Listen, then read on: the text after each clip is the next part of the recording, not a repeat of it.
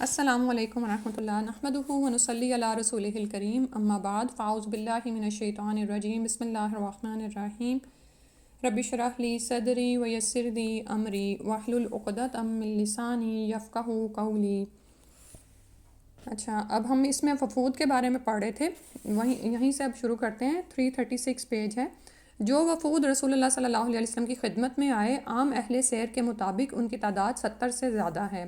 بعض اہل علم نے ان وفود کی صحیح تعداد معلوم کرنے کی کوشش کی، خواہ روایت ثابت ہو یا نہ ہو تو ان کی تعداد تقریباً 100 تک پہنچ گئی۔ ان وفود کی آمد فتح مکہ سے پہلے شروع ہو چکی تھی، اور بعض وفود تو ہجرت کے ابتدائی سالوں میں آئے تھے، بلکہ بعض ہجرت سے بھی پہلے آئے تھے، لیکن ان کی آمد کا عام سلسلہ اور پے در پے شکل میں فتح مکہ کے بعد 9 ہجری میں شروع ہوا۔ یہ اس پہ نا آپ سورہ وہ یاد کر لیا کریں، اذا جاء نصر اللہ والفتح، ٹھیک ہے، وَرَأَيْتَ النَّاسَ يَدْخُلُونَ فِي دِينِ اللَّهِ أَفْوَاجًا، یعنی فوج در فوج، یعنی بہت زیادہ وفود اب آ رہے ہیں، اور یہ سلسلہ 10 ہجری بلکہ اس کے بعد تک بھی جاری رہا۔ اسی لیے 9 ہجری کو وفود کا سال کہا جاتا ہے، یعنی وفد بہت زیادہ آئے، جماعتیں آئیں، گروپس آئے۔ یہ وفود زیادہ تر قبائل کے سردار، رؤوسا اور اہل حل و عقد پر مشتمل ہوتے تھے، اور بسا اوقات آدمی تنہا یا چھوٹی سی جماعت کے ہمراہ آتا تھا، ٹھیک ہے۔ یعنی جیسے جیسے لوگوں کو اسلام کی خبر ہوتی تھی، آپ یہ دیکھیں نا کہ یوزولی قبیلے اپنے سرداروں کے مذہب پر ہوتے تو سردار پہلے اس کو چیک کرنے جاتا تھا، پھر وہ اسلام قبول کرتا تھا، پھر وہ واپس جا کے اپنے قبیلے والوں کو بتاتا تھا، یا پھر یہ کہ وہ نہیں قبول کرتا تھا، اور بعض اوقات کوئی تنہا آدمی بھی آ جاتا تھا یا چھوٹی سی جماعت کے ہمراہ رسول صلی اللہ علیہ وسلم کے پاس آتا۔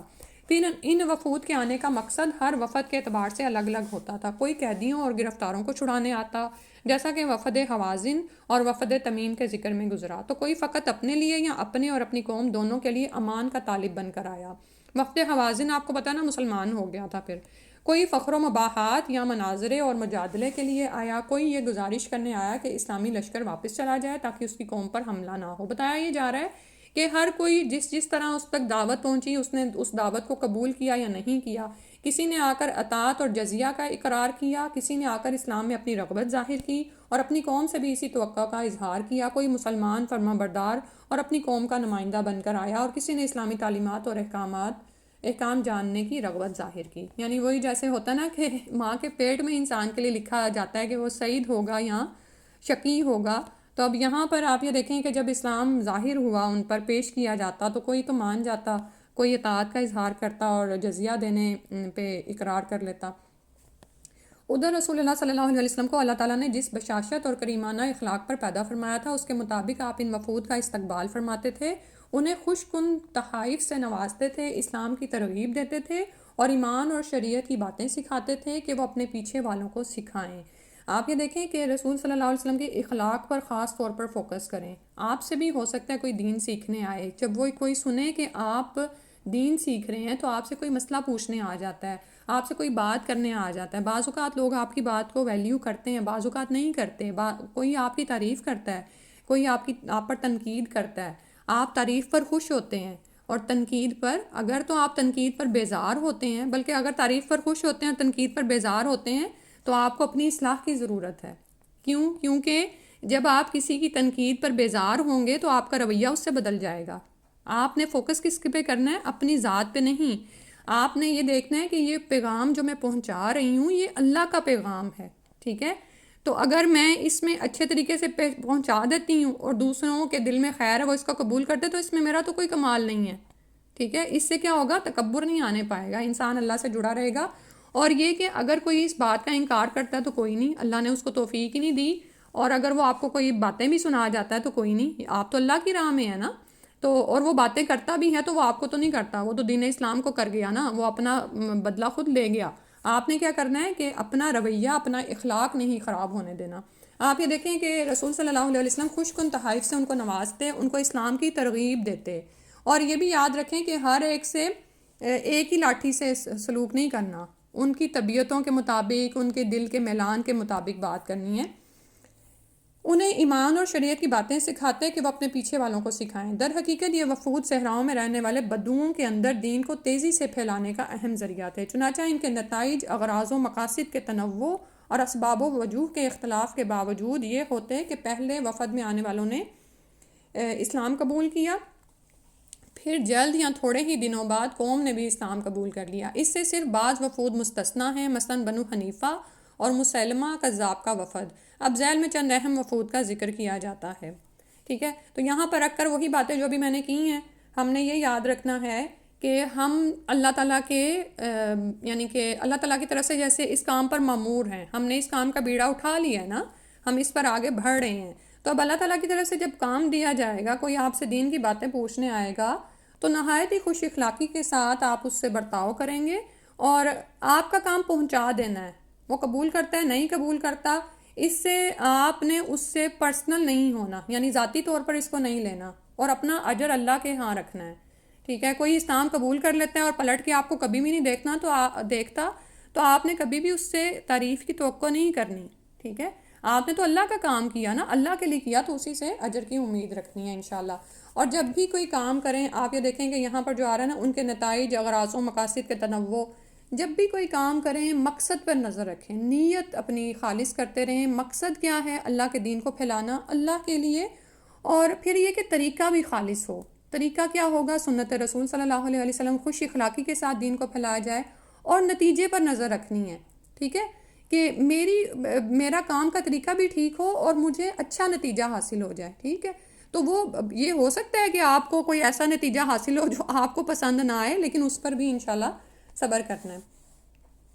قبیلہ عبد القیس کا وفد، یہ لوگ مشرقی عرب کے باشندے تھے اور مدینہ سے باہر پہل انہی نے اسلام قبول کیا تھا۔ چنانچہ مسجد نبوی کے بعد سب سے پہلا جمعہ انہی کی مسجد میں ادا کیا گیا، جو بحرین کے جواسے نامی گاؤں میں تھی۔ بنو عبد القیس کا وفد 2 مرتبہ آیا، ایک مرتبہ 5 ہجری میں اور ایک مرتبہ وفود کے سال۔ پہلی بار آنے والوں کی تعداد 13 یا 14 تھی۔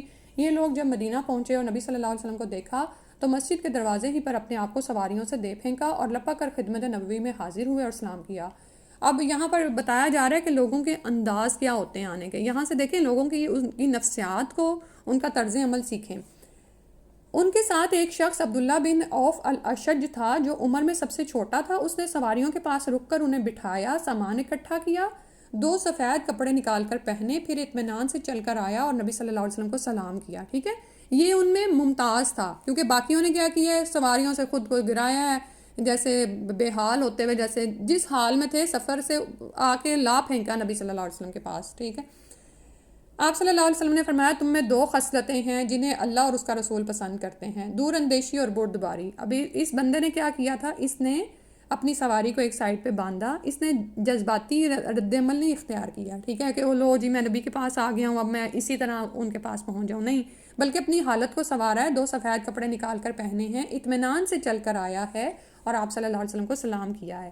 تو نبی صلی اللہ علیہ وسلم نے ان کی تعریف کی کہ تم میں 2 عادتیں ایسی ہیں جنہیں اللہ اور اس کا رسول پسند کرتے ہیں، دور اندیشی، یعنی یہ ہوتا ہے نا ویژن آپ کا اچھا ہو، بعد کے بھی حالات کو تصور کر لینا۔ جیسے ابھی میں کہہ رہی تھی نا کہ جب آپ اپنا کوئی بھی زندگی میں عمل کرنے لگتے ہیں نا، تو یہ دیکھا کریں کہ اس کے نتائج کیا جا پڑیں گے۔ مثلاً خامد آپ سے لڑ پڑتا ہے تو آپ جواب میں بولیں گے تو کیا ہوگا؟ لڑائی بڑھے گی۔ اب جو عورت یہ جان جاتی ہے کہ اس وقت میرے بولنے سے لڑائی بڑھ جائے گی، وہ کیا کرے گی؟ وہ چپ کر جائے گی کہ میرے صبر کرنے سے معاملہ بعد میں جب خامد ٹھنڈا ہو جائے گا تو سدھر جائے گا، بلکہ الٹا میری ہی تعریف کرے گا کہ تم نے صبر سے کام لیا اور جواب نہیں دیا، ٹھیک ہے۔ تو یہ دور اندیشی ہوتی ہے۔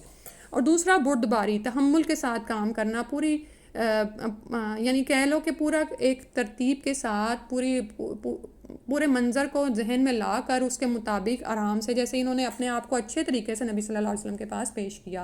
نبی صلی اللہ علیہ وسلم نے ان کے مدینہ پہنچنے سے پہلے فرمایا تھا کہ تم پر ایک قافلہ نمودار ہوگا جو اہل مشرق میں سے سب سے بہتر ہے، جسے اسلام پر مجبور نہیں کیا گیا۔ انہوں نے اپنی سواریاں تھکائیں اور اپنا توشہ ختم کیا، اے اللہ عبد القیس کو بخش دے، ٹھیک ہے۔ تو اسلام کی راہ میں اب انہوں نے کیا کیا کہ اپنی سواریاں تھکائیں اور اپنا کھانا پینا جو لے کر نکلے تھے وہ بھی ختم ہو گیا، لیکن اسلام کی راہ میں چونکہ انہیں پہنچنے کی طلب تھی تو وہ یہاں پہنچ گئے۔ پھر جب وفد آ گیا تو آپ صلی اللہ علیہ وسلم نے فرمایا خوش آمدید ہو، نہ رسوا ہوئے نہ نادم۔ انہوں نے آپ سے ایسی فیصلہ کن بات پوچھی جس پر خود بھی عمل کریں اور ان لوگوں کو بھی باخبر کریں جنہیں پیچھے چھوڑ آئے تھے۔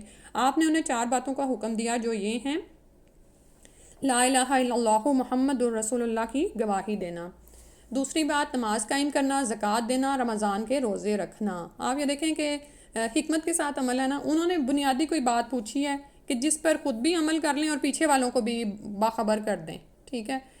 بعض اوقات کیا ہوتا ہے کہ کچھ لوگوں کو آپ دیکھ لیتے ہیں کہ وہ عزیمت کی راہوں پر چلنے والے ہیں، ٹھیک ہے، اپنے بچوں کو آپ قابو کر لیتے ہیں، کچھ بچے نہیں قابو آتے، تو ان کو اتنا تو دیں کہ جتنا وہ عمل کر سکیں، یعنی باغی بھی نہیں کرنا. بعض مائیں ہوتی ہیں کہ جس لاٹھی سے وہ ایک بچے کو چلاتی ہیں دوسرے کو بھی اسی سے چلانا چاہتی ہیں، وہ کیا ہوتا ہے، وہ دوسرا بچہ باغی ہو جاتا ہے. بھائی وہ اتنا کام نہیں کر سکتا، اس کو اللہ تعالیٰ نے کچھ اور صلاحیتیں دی ہیں، اس کے اندر کچھ اور گٹس ہیں. تو یہاں پر نبی صلی اللہ علیہ وسلم نے 4 باتیں بیان کی ہیں، تو ہمیں یہ دیکھنا ہے کہ کیا ہم یہ 4 باتیں بھی لوگوں تک پہنچاتے ہیں. ابھی چونکہ حج فرض نہیں ہوا تھا اس لیے اس کا حکم نہیں دیا، البتہ ان سے یہ بھی طلب کیا کہ مال غنیمت سے 5واں حصہ ادا کریں، اور انہیں نشہ آور مشروبات سے منع کیا جنہیں وہ بکثرت پیتے تھے، اور ان برتنوں سے بھی منع فرمایا جنہیں میں وہ شراب بنایا کرتے تھے. یہ نا شروع میں یہ روکا گیا تھا کہ ان برتنوں میں جن برتنوں میں شراب بنتی ہے ان کو نہ استعمال کیا جائے، ٹھیک ہے. تو بعد میں یہ اجازت دے دی گئی تھی. شروع میں روکنے کا مقصد یہ تھا کہ وہ اس عادت سے ان کو اچھی طرح سے نکالنا تھا. اور یہ بھی یاد رکھیں کہ بعض اوقات کچھ ایسے برتن ہوتے ہیں جن کے پیندے اچھے طریقے سے بنے نہیں ہوتے، تو ان میں اثر باقی رہ جاتا ہے، پھر اس میں جو بھی چیز پکائی جاتی ہے تو وہ اثر نہیں پکنے والی چیز میں بھی شامل ہو جاتا ہے، ٹھیک ہے، سمجھ آ رہی بات کی. لیکن اگر آپ کا کوئی برتن ایسا ہے کہ جس میں غلطی سے کوئی حرام چیز ڈل گئی ہے، آپ کو پتہ نہیں تھا، آپ بازار سے کچھ ایسا اٹھا لائے، لیکن اگر وہ برتن کا میٹیریل ایسا ہے کہ دھوئیں گے تو وہ پاک ہو جائے گا، تو آپ اس کو استعمال کر سکتے ہیں. دوسری بار وفد میں 40 آدمی آئے جن میں جارود بن علا عبدی بھی تھے، یہ نصرانی تھے، یہاں آ کر مسلمان ہو گئے اور ان کا اسلام اچھا رہا. سعد بن بکر کے رئیس زمام بن ثعلبہ کی آمد. یہ بادیہ جنگل کے رہنے والے اکھڑ مزاج تھے، جو 2 چوٹیاں رکھے ہوئے تھے، یعنی بالوں کی انہوں نے چوٹیاں بنائی تھیں. مدینہ پہنچے تو مسجد نبوی میں اپنی اونٹنی بٹھا کر باندھی، پھر کہا تم میں ابن عبد المطلب کون ہے؟ لوگوں نے بتایا تو آپ صلی اللہ علیہ وسلم کے قریب آئے اور کہا اے محمد صلی اللہ علیہ وسلم، میں آپ سے پوچھوں گا اور پوچھنے میں آپ پر سختی کروں گا، مجھ پر اپنے جی میں غصہ نہ ہو. یعنی اب ہر ایک کا بندے کا نا الگ ہی مزاج ہے. اب یہ دیکھیں اکھڑ مزاج ہے، ظاہر ہے بادیہ کے رہنے والا ہے، اور اس کا پھر حلیہ بھی بتایا ہے، اور پھر آتے ہی کہہ رہے کہ میں نا ذرا سختی سے سوال کروں گا تو اس پہ آپ جی میں غصہ نہ ہو. آپ صلی اللہ علیہ وسلم نے فرمایا جو چاہو سو پوچھو. انہوں نے کہا ہمارے پاس آپ صلی اللہ علیہ وسلم کا قاصد آیا اور اس نے بتایا کہ آپ کہتے ہیں کہ آپ اللہ کے رسول ہیں. آپ صلی اللہ علیہ وسلم نے فرمایا اس نے سچ کہا. انہوں نے کہا اچھا تو آسمان کس نے پیدا کیے؟ آپ صلی اللہ علیہ وسلم نے فرمایا اللہ نے. انہوں نے کہا اچھا تو زمین کس نے پیدا کی؟ آپ صلی اللہ علیہ وسلم نے فرمایا اللہ نے. انہوں نے کہا اچھا یہ پہاڑ کس نے نصب کیے اور اس میں جو کچھ بنایا کس نے بنایا؟ آپ صلی اللہ علیہ وسلم نے فرمایا اللہ نے. انہوں نے کہا تو اس ذات کی قسم جس نے آسمان پیدا کیا، زمین پیدا کی اور ان پہاڑوں کو نصب کیا، کیا اللہ نے آپ کو رسول بنایا ہے؟ آپ صلی اللہ علیہ وسلم نے فرمایا ہاں. انہوں نے کہا آپ کے قاصد کا یہ بھی کہنا ہے کہ ہم پر دن رات میں 5 نمازیں فرض ہیں؟ آپ صلی اللہ علیہ وسلم نے فرمایا اس نے سچ کہا. انہوں نے کہا تو اس ذات کی قسم جس نے آپ کو رسول بنایا، کیا اللہ نے آپ کو اس کا حکم دیا ہے؟ آپ صلی اللہ علیہ وسلم نے فرمایا ہاں. انہوں نے کہا آپ کے قاصد کا یہ بھی کہنا ہے کہ ہم پر ہمارے اموال میں زکوٰۃ ہے؟ آپ صلی اللہ علیہ وسلم نے فرمایا اس نے سچ کہا. انہوں نے کہا تو اس ذات کی قسم جس نے آپ صلی اللہ علیہ وسلم کو رسول بنایا، کیا اللہ نے آپ کو اس کا حکم دیا ہے؟ آپ صلی اللہ علیہ وسلم نے فرمایا ہاں. انہوں نے کہا آپ کے قاصد کا یہ بھی کہنا ہے کہ ہم پر سال میں رمضان کے مہینے کے روزے فرض ہیں؟ آپ صلی اللہ علیہ وسلم نے فرمایا اس نے سچ کہا. انہوں نے کہا تو اس ذات کی قسم جس نے آپ کو رسول بنایا، کیا اللہ نے آپ کو اس کا حکم دیا ہے؟ آپ صلی اللہ علیہ وسلم نے فرمایا ہاں. انہوں نے کہا آپ کے قاصد کا یہ بھی کہنا ہے کہ ہم میں جو بیت اللہ تک راستے کی طاقت رکھتا ہو اس پر حج فرض ہے؟ آپ صلی اللہ علیہ وسلم نے فرمایا اس نے سچ کہا. انہوں نے کہا تو اس ذات کی قسم جس نے آپ صلی اللہ علیہ وسلم کو رسول بنایا، کیا اللہ نے آپ کو اس کا حکم دیا ہے؟ آپ نے فرمایا ہاں. پھر اس نے پیٹھ پھیری اور کہا اس ذات کی قسم جس نے آپ کو حق کے ساتھ بھیجا ہے، میں اس پر نہ زیادتی کروں گا اور نہ اس میں کمی کروں گا. نبی صلی اللہ علیہ وسلم نے فرمایا اگر اس نے سچ کہا ہے تو یقیناً جنت میں داخل ہوگا. اب اس بندے نے یہ کیوں کہا تھا کہ میں آپ پر پوچھنے میں سختی کروں گا؟ آپ یہ دیکھیں کہ بار بار پوچھ رہا ہے کیا اللہ نے آپ کو اس کا حکم دیا ہے، بار بار یہ سوال آ رہا ہے. تو کبھی بچوں کے بارے میں سوچیں، کوئی بچہ ایسا ہوتا ہے نا وہ بار بار ماں سے سوال کرتا ہے، تو ہم کیا کرتے ہیں؟ ہم تنگ پڑ جاتے ہیں، ٹھیک ہے. اور آپ یہ دیکھیں کہ بچپن سے ہی نا بچوں کے بارے میں بچوں کے اندر یہ سوال آتے ہیں. ہر بچے نے شاید یہ سوال کیا ہوگا آسمان کو کس نے بنایا، زمین کو کس نے پیدا کیا، اور آپ کو کس نے بنایا، بابا کو کس نے، مجھے کس نے. تو جب کہتے جاؤ نا اللہ نے، تو پھر آخر میں کہتے ہیں اللہ کو کس نے پیدا کیا، ٹھیک ہے. تو ہم اس وقت کیا کرتے ہیں؟ اس کو کچھ سمجھانے کی بجائے ایک دم سے غصے میں آ کے نا، تو یعنی ہمارا وہ ٹون ہی رویہ ہی بدل جاتا ہے. تو آپ یہ دیکھیں کہ نبی صلی اللہ علیہ وسلم کے ہمیں اخلاق سے کیا کچھ سننے کو مل رہا ہے نا. کیونکہ یہ جو سوال ہے نا جو بچے کے ذہن میں آتا ہے کہ اچھا اللہ کو کس نے پیدا کیا، تو یہ شیطان کی طرف سے ہوتا ہے. ہر ایک کو وہ آتا ہے، ہر ایک کی طرف وہ آتا ہے. لیکن ہمارا کرنے کا کام کیا ہے کہ جب ہم تبلیغ کے لیے نکلے ہیں نا، تو ہم صبر، استقامت، صبر اسی کا نام ہے کہ کوئی کچھ بھی کر رہا ہے نا، اچھا رویہ کر رہا ہے آپ کے ساتھ، برا کر رہا ہے، آپ نے اخلاق کا دامن نہیں ہاتھ سے چھوڑنا انشاءاللہ. پھر جب وہ مسلمان ہو کر اور بتوں سے کنارہ کش ہو کر اپنی قوم میں گئے اور اپنی قوم کو بتایا کہ نبی صلی اللہ علیہ وسلم نے کس بات کا حکم دیا ہے اور کس چیز سے روکا ہے، تو ان کی قوم میں کوئی بھی مرد اور کوئی بھی عورت ایسی نہ تھی جو مسلمان نہ ہو گئی ہو. پھر انہوں نے مسجدیں بنائیں اور نماز کے لیے اذان کہی، لہٰذا کوئی بھی آنے والا زمام بن سالبہ سے بہتر نہ تھا. تو سبحان اللہ، آپ یہ دیکھیں کہ بعض اوقات کوئی بچہ بہت سارے سوال کرتا ہے، وہ آپ کے بھی دماغ کی نا چولہے ہلا دیتا ہے، آپ کو پڑھنا پڑ جاتا ہے کہ میں اس کے سوالوں کے جواب کیسے دوں. لیکن اگر آپ اس مقام سے گزر جائیں نا، اس آزمائش سے گزر جائیں نا، تو وہ بچہ ہی آپ کے لیے بہت بڑا صدقہ جاریہ بن جاتا ہے. دیکھیں اللہ نے ذہانت دی ہے تو اس کے ذہن میں ایسے ایسے سوال آ رہے ہیں نا. ٹھیک ہے، ہم کیا کرتے ہیں، ہم نا سب سے پہلے جو ہم نے ایک بات پکڑی ہے، ہم ناراض ہو جاتے ہیں، ہم اس کو خوب ڈانٹتے ہیں. ہاں تمہارے ذہن میں یہ سوال آیا ہی کیسے، تمہارا ایمان کی کمی ہے، تمہیں یہ کیوں تمہارے ذہن میں سوال آ رہا ہے. وہ بیچارہ بچہ کہتا ہے نہیں میں آپ سے وہ بیچارہ بولنے کی کچھ کوشش کر رہا ہوتا ہے لیکن ہم اس کو بولنے بھی نہیں دیتے. ٹھیک ہے، تو یہی تو ہمارے صبر کا امتحان ہوتا ہے. تو بعض اوقات ایسے بچے آپ یہ دیکھیں کہ جب آپ نکل جاتے ہیں نا آپ کے لیے، اور وہ ٹیلنٹڈ اتنے ہوتے ہیں کہ آپ کی تھوڑی سی شفقت کی ان کو ضرورت ہوتی ہے، تھوڑے سے آپ کے تحمل کی ضرورت ہوتی ہے، باقی کام تو وہ خود ہی کر رہے ہوتے ہیں. کچھ بچوں کو پڑھانے کے لیے محنت کرنی پڑتی ہے نا، کچھ پڑھے پڑھائے آتے ہیں اللہ کی طرف سے، لیکن ظاہر ہے اگر وہ کچھ سوال کرتے ہیں تو یہ ان کی ایکسٹرا ذہانت کی وجہ سے ان کے ذہنوں میں پیدا ہو رہے ہوتے ہیں. تو اگر آپ تھوڑا سا صبر کر کے ان کو اس کا تسلی، تشفی بخش جواب دے دیتے ہیں نا، تو وہ بچے آپ کے لیے بڑے ہو کے بہترین صدقہ جاریہ بنتے ہیں. سبحان اللہ. اور اس کے اپوزٹ بھی ہو سکتا ہے کہ آپ ان کی صلاحیتوں کو ماند کر دیں، ان کو ہر دفعہ ڈانٹیں، تو پھر وہ آپ سے پڑھنے پوچھنے نہیں آئیں گے. وہ پھر جہاں سے ان کو لینی چاہیے تھی تربیت، وہ وہاں کی بجائے باہر جا کے منہ ماریں گے. تو کیا جانے کہ حق لیں کہ باطل لیں. ٹھیک ہے، تو آپ یہ دیکھیں کہ ایسا بندہ تھا کہ خود جب مسلمان ہوا اور اس نے جا کے اپنی قوم میں بتایا، تو کوئی مرد کوئی عورت ایسی نہ تھی جو مسلمان نہ ہو گئی ہو. سبحان اللہ. یعنی اگر آپ کی تبلیغ سے کوئی ایک مسلمان ہو جاتا ہے اور وہ جا کے اپنے پوری جماعت کو مسلمان کر دیتا ہے، تو صدقہ جاریہ پہنچا نا آپ کو بھی. پھر اس کے بعد ہے عذرا اور بلا کا وفد. سفر 9 ہجری میں بنو عذرا کے 12 آدمی آئے اور قصا سے اپنی قرابت کا ذکر کیا اور بنو بکر اور بنو خزاعہ کو مکہ سے نکالنے میں اس کی جو مدد کی تھی اسے بتلایا. آپ صلی اللہ علیہ وسلم نے انہیں مرحبا کہا اور ملک شام فتح ہونے کی بشارت دی اور کاہنوں سے قسمت کا حال پوچھنے اور استہانوں کے ذبیحوں سے منع کیا. ٹھیک ہے، یہ دیکھیں آپ نبی صلی اللہ علیہ وسلم کے اسی لیے احکامات جب ہم پڑھتے ہیں نا، تو بعض اوقات نبی صلی اللہ علیہ وسلم کی احادیث میں ہمیں کوئی افضل کام مل رہا ہوتا ہے. کہیں پر آپ صلی اللہ علیہ وسلم فرما رہے ہیں کہ سلام کرو، لوگوں کو کھانا کھلاؤ، رات کا قیام کرو یعنی رات کی نماز پڑھو. کہیں پر آپ کو مل رہا ہوتا ہے کہ الصلاۃ علی وقتہا. تو یہاں پر ابھی جو پہلے گروہ گزرا ہے اس کو آپ صلی اللہ علیہ وسلم نے 4 باتیں کرنے کا حکم دیا، 4 سے منع فرمایا.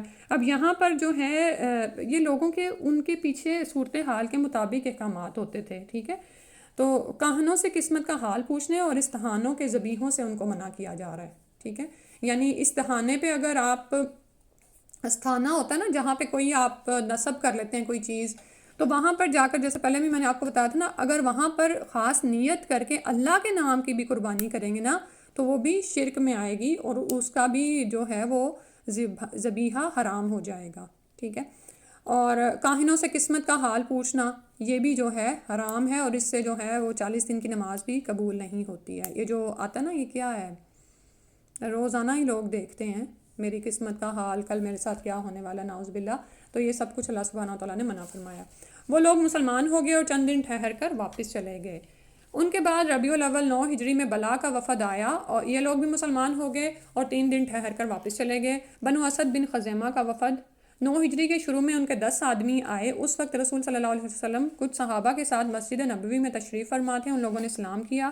پھر ان کے ترجمان نے کہا، اے اللہ کے رسول صلی اللہ علیہ وآلہ وسلم، ہم نے شہادت دی کہ اللہ وحدہ لا شریک ہے اور آپ اس کے بندے اور رسول ہیں، اور اے اللہ کے رسول آپ نے ہمارے پاس کسی کو نہیں بھیجا، پھر بھی ہم نے آ کر اسلام قبول کر لیا اور بلوں فلاں کی طرف آپ سے لڑائی نہیں کی، اور ہمارے پیچھے جو لوگ ہیں ہم ان کے لیے پیغام صلح ہیں۔ اس پر اللہ تعالیٰ نے یہ آیت نازل فرمائی۔ ان کا انداز دیکھیں کہ آپ نے کسی کو ہمارے پاس نہیں بھیجا، ہم نے پھر بھی آ کر اسلام قبول کر لیا۔ تو اللہ تعالیٰ نے آیت اتاری، سورہ الحجرات ہے، یمنون علیک ان اسلموا قل لا تمنوا علی اسلامکم بل اللہ یمن علیکم ان ہداکم للایمان ان کنتم صادقین۔ ترجمہ ہے، وہ تم پر احسان جتلاتے ہیں کہ مسلمان ہو گئے، تم کہو کہ مجھ پر اپنے اسلام لانے کا احسان نہ جتاؤ، بلکہ اللہ تم پر یہ احسان جتاتا ہے کہ اگر تم واقعی سچے ہو تو اس نے تمہیں ایمان کی ہدایت دی ہے۔